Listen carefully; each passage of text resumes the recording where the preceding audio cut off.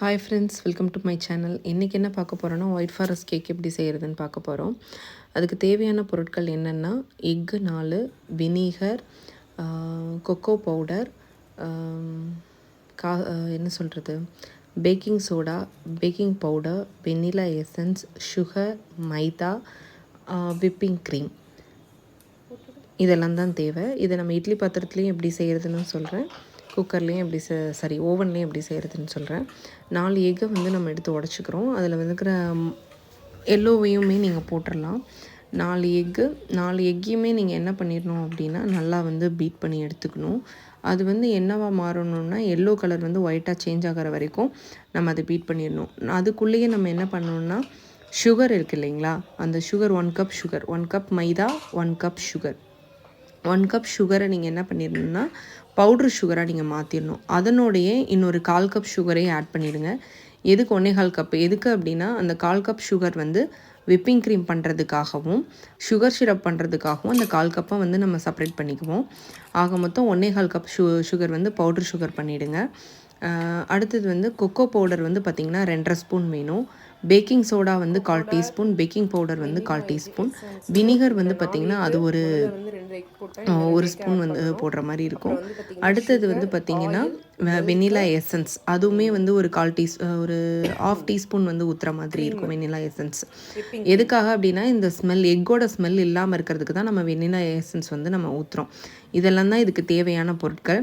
இதில் வந்து cocoa powder வந்து ஃபஸ்ட் குவாலிட்டி வந்து கொஞ்சம் கிடைக்கிற மாதிரி பார்த்துக்கோங்க. ஏன்னா அதுலேயுமே கெமிக்கல் மிக்ஸ் எல்லாம் கிடைக்கிது. அதனோட கலர்லேயே நம்ம தெரிஞ்சுக்கலாம் அது குவாலிட்டி எப்படி இருக்குது என்ன அப்படின்ட்டு. ஃபஸ்ட்டு எக்கை நல்லா நம்ம பீட் பண்ணுறோம். பல்ஸ் மூடு ஒன்லேயே நீங்கள் போட்டு பீட் பண்ணிங்கனாலும் சரி, பொறுமையாக பீட் பண்ணிங்கனாலும் சரி, ஒரு 10 மினிட்ஸில் வந்து கொஞ்சம் கொஞ்சமாக வந்து உங்களுக்கு கலர் சேஞ்ச் ஓவர் ஆகி அந்த ஒயிட் பேஸ்டு எல்லோ வந்து கொஞ்சம் கொஞ்சமாக மாறி ஒயிட் கலராக மாறும். மாறின உடனேயே நம்ம என்ன பண்ணிடணும் அப்படின்னா, அந்த நான் சொன்னாலே 1/2 டீஸ்பூன் வெனிலா எசன்ஸ் அதை ஊற்றிடுங்க. அப்புறம் இதில் வந்து பார்த்திங்கன்னா, நம்ம சொல்லியிருக்க மைதா 1 cup, sugar 1 cup, cocoa powder, baking powder, baking soda, இது எல்லாத்தையுமே வந்து அந்த பவுடரை வந்து தனியாக வந்து மிக்ஸ் பண்ணி வச்சுக்கோங்க. ஒரு இது இருக்கு இல்லையா, விஸ்கு வச்சு நல்லா மிக்ஸ் பண்ணி கலக்கி வச்சுக்கோங்க. அது இல்லாமல் உங்களுக்கு வந்து இந்த எக்கு நம்ம அடிச்சிருப்போம் இல்லையா, இந்த எக்கை அடித்த உடனே உங்களுக்கு நல்லா வந்து அந்த ஒயிட் கலராக மாறினதுக்கப்புறம் இந்த பவுடர்ஸை வந்து கொஞ்சம் கொஞ்சமாக ஆட் பண்ணி அதை வந்து என்ன பண்ணினா கையில் தான் ஃப்ரெண்ட்ஸ் கலக்கணும்.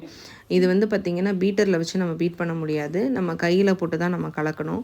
கையில் கலக்கி முடிச்சதுக்கப்புறம் ஆல்மோஸ்ட் வந்து ஒரு 10 to 15 மினிட்ஸ் ஆகும் நல்லா உங்களுக்கு மிக்ஸ் பண்ணுறதுக்கு.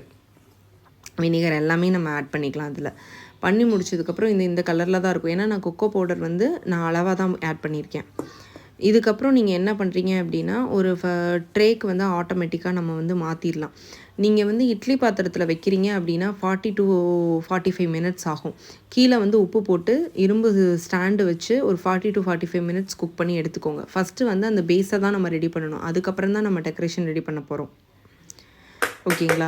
அதனால் இதை வந்து நான் வந்து இன்றைக்கி வந்து பார்த்திங்கன்னா ஓவனில் வைக்கிறேன். 180 டிகிரியில் நான் வைக்கிறேன். நம்ம ஃபஸ்ட்டு வந்து பார்த்திங்கன்னா கீழேருந்து வந்து பாயில் ஆகிற மாதிரி வைக்கிறேன். ஒன் சைட் பாயிலிங்க்கு வைக்கிறேன்.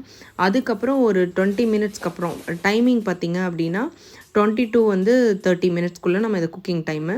ஃபஸ்ட்டு ஒரு 20 மினிட்ஸ் வந்து ஒன் சைட் வைக்கிற மாதிரி, அடுத்த ஒரு 10 மினிட்ஸ் வந்து டபுள் சைட் பாயிலிங்கில் வந்து நான் வைக்கிறேன். வச்சு எடுத்திங்கன்னா ஆட்டோமேட்டிக்காக கேக் ரெடி ஆகிடுச்சு. அதை என்ன பண்ணிடனா 2 லேயராக வந்து கட் பண்ணிடுறேன்.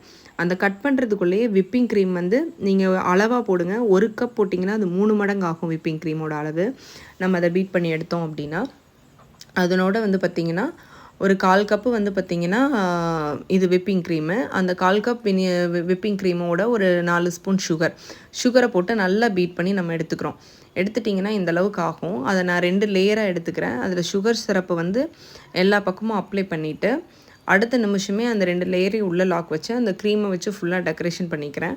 மேலே வந்து உங்களுக்கு என்ன மாதிரி நான் வந்து சிம்பிளாக வீட்டுக்கு தானே அப்படிங்கிறதுனால நான் இந்த மாதிரி டெக்கரேஷன் பண்ணிட்டேன்.